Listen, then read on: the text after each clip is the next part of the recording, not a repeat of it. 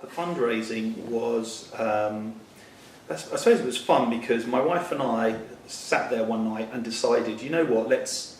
In fact, my wife thought of the idea, not me. I better just say that for the sake of the camera. Okay. She said, let's do this. And from an idea, we then had dinner with a caterer. From him, we then started to put the whole thing together.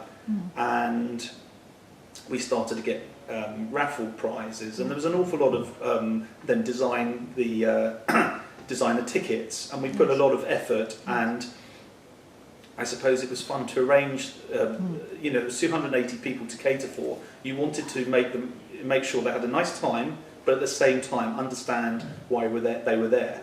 And I remember we had all this cash from all the tickets that we'd sold, and we had all these bags. And I remember we finished the end of the evening, we were exhausted, but we went back to this hotel room and we were counting all this cash. It was just, you know, it was just great fun, counting the money and just seeing how much we'd raised.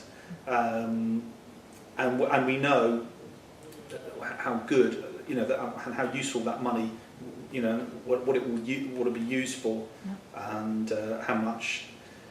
We're not curing anything because this is for a hospice, but it will certainly help the quality of the people and their families in very, very testing times. Yes. Well, I was the sales director. My wife was the.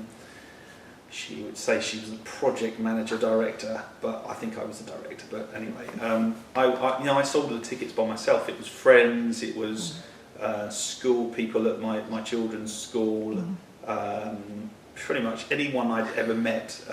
I sold the tickets really quickly actually, and there's been a kind of appetite and interest for us to do a similar event, but because of the credit crunch, I haven't really gone back in the last year or so. But it's, you know, I want, the next thing I'd like to do is put a concert together. I've spoken to a number of artists, and putting the venue and the artists together, you know, and also making sure that the people have, you know, a nice meal, for example. It will take a little bit of getting, you know, doing, but that's another project that I would definitely be doing with my wife at some stage. Well, it definitely brought an awareness of what this hospice was all about.